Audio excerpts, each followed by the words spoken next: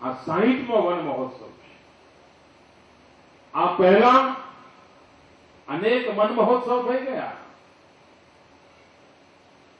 હું મુખ્યમંત્રી બન્યો એના પહેલા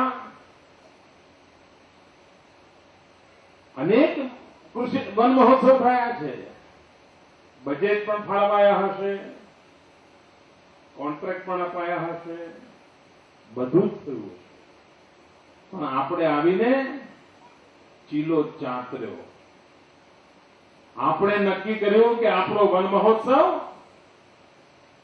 સમાજની શક્તિમાં પણ ઉમેરો કરનારો બને. અને તેથી વન મહોત્સવને પહેલું તો ગાંધીનગરથી બહાર લઈ ગયા. આપણે રાજ્યના જુદા જુદા જિલ્લાઓમાં એવી ઐતિહાસિક જગ્યાઓ પર વન મહોત્સવ કરવા માંડ્યા. અને એમાં એ જગ્યાની ઓળખ સાથે આપણે આપણી ઓળખ ઊભી કરવાની કોશિશ કરી. અંબાજીમાં ગયા તો માંગલ્ય વન બનાવ્યું, સોમનાથ ગયા તો હરિહર વન બનાવ્યું, ચોટીલા ગયા તો ભક્તિવન બનાવ્યું, તારંગા ગયા તો તીર્થંકર વન બનાવ્યું. એ ભૂમિ સાથે નાતો જોડ્યો.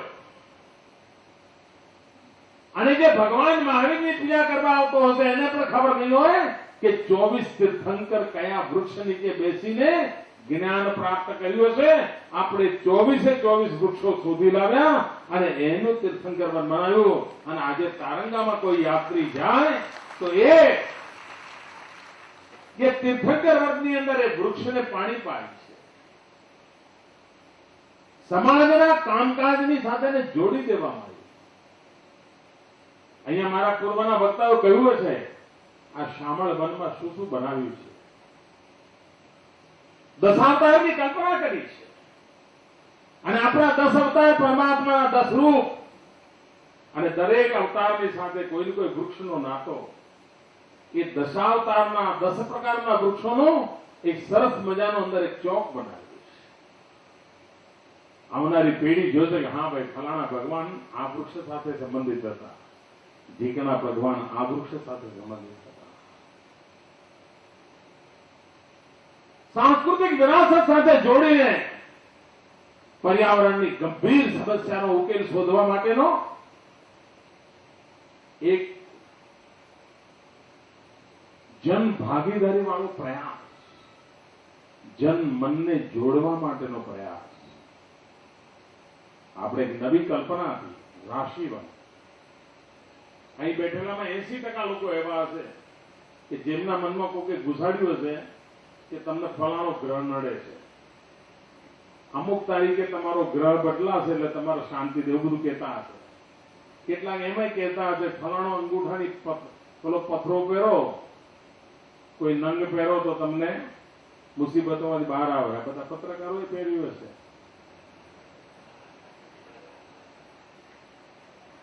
આવું આપણે કરતા હોય છે. મિત્રો, આ જે માન્યતા છે એમ એક માન્યતા આ પણ છે કે વૃક્ષમાં પણ અમુક પ્રકારનું વૃક્ષ હોય, તમારી અમુક રાશિ હોય તો એ તમને મુસીબતોમાંથી બચાવતું હોય છે. અમુક રાશિ હોય તો અમુક વૃક્ષ સાથેનો નાતો કામમાં આવે એવું શાસ્ત્રો કહે છે. એ તમને કામમાં આવે કે ના આવે, પણ તમે જો વૃક્ષને પ્રેમ કરો તો મારા ગુજરાતને તો કામમાં આવે એટલી મને સમજણ પડે. અને ગુજરાતનું ભલું થાય તો એમાં તમે રહેતા હો તો તમારું ભલું થાય જ ને ભાઈ.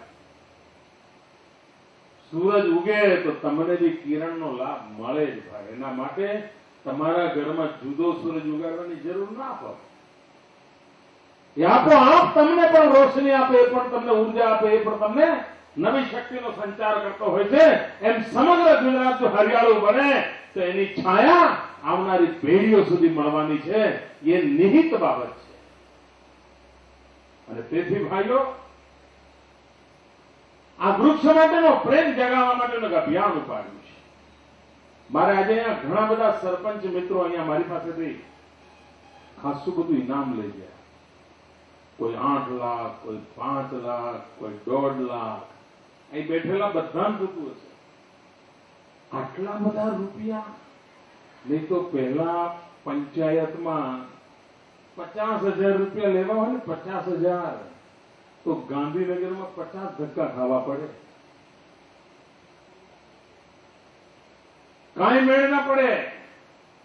આ સરકારે ગોચરનો ઉપયોગ કરીને વૃક્ષ વાવવાની એક યોજના મૂકી અને આ એવા સરપંચો હતા કે જેમને એમના ગામડાની અંદર લોક ભાગીદારીથી પડતર જમીનમાં વૃક્ષો વાવ્યા અને 15-15, 16-16 લાખ રૂપિયાનું ઇનામ એ ગામ માટે આજે લઈને જાય છે. આ બધા સરપંચોને એના નેતૃત્વ માટે અભિનંદન આપું છું. એ પ્રત્યેક ગ્રામવાસીને અભિનંદન આપું છું અને ગુજરાતની જનતા જનાર્દનને પ્રાર્થના કરું છું કે આપના ગામની જમીનનો સદુપયોગ કરીને આપ વૃક્ષ વાવો. આ સરકાર આપણને એના માટે રૂપિયા આપવા તૈયાર છે. પહેલા કેવું હતું? વૃક્ષ વાવવા માટે પૈસા આપતા, પછી આપનારો બદલાઈ જાય, લેનારો બદલાઈ જાય, ફાઇલો ખોવાઈ જાય, રૂપિયા ક્યાં ગયા, ઝાડ ક્યાં ગયું, કઈ ખબર ન પડે. આપણે બદલી નાખ્યું, ઝાડ ઉગાડો, રૂપિયા લઈ જાઓ, સાક્ષી હાજર જ હોય ભાઈ, કશી ફાઇલની જરૂર ના પડે, ખોવાઈ જ ના જાય. નાના સુધારા છે, પણ આ સુધારાના કારણે સમાજમાં એક વિશ્વાસ પેદા થાય છે અને વિશ્વાસનો ભાગ એટલે આ સરપંચશ્રીઓ લાખોની માતબર રકમ અને આ રકમ એમના ગામના વિકાસના કામ આવવાની છે, ગામના ભલા માટે કામ આવવાની છે. એમણે તો વૃક્ષ વાવ્યા, વૃક્ષ ઉગાડ્યા, રાજ્યની સેવા કરી, એના બદલામાં એમના મહામૂલી સંપત્તિ પણ મળી. આ વાત આપણે આગળ વધારવી છે. સમગ્ર દુનિયા જ્યારે ક્લાઇમેટ ચેન્જની ચર્ચા કરે ત્યારે ગામડાનો માણસ પણ ક્લાઇમેટ શબ્દ બોલતો થઈ ગયો. બધાને ખબર પડે છે કે પહેલા કરતા સમુદ્રના મોજા હવે વધારે ઉછળે છે. પહેલા 1 મીટર ઉછળતું હતું મોજું, તો હવે 2-2 મીટર ઉછળે છે. દરિયા કિનારે રહેનારો માણસ ગભરાતો હોય છે, ભાઈ આ ઉછળીને ગામ આખાન તો લઈ નહીં જાય ને. કેમ? તો દુનિયામાં બરફના પહાડ ઓગળીને દરિયાની ઊંચાઈ વધવા માંડી છે એની ચિંતા થવા માંડી છે. આ કાર્બન ડાયોક્સાઇડને કારણે જનજીવન આખું ખોરવાઈ જાય એવી પરિસ્થિતિ પેદા થવા લાગી છે.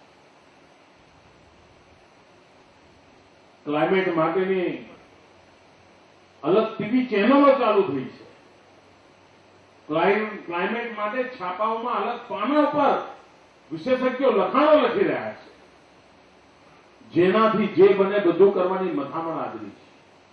એવી વખતે આ રાજ્ય સરકારે સમગ્ર ભારતમાં પહેલીવાર અને દુનિયાની અંદર 4 જ સરકારો એવી છે કે જેણે ક્લાઇમેટ ચેન્જ માટે સ્વતંત્ર વિચાર કર્યો છે.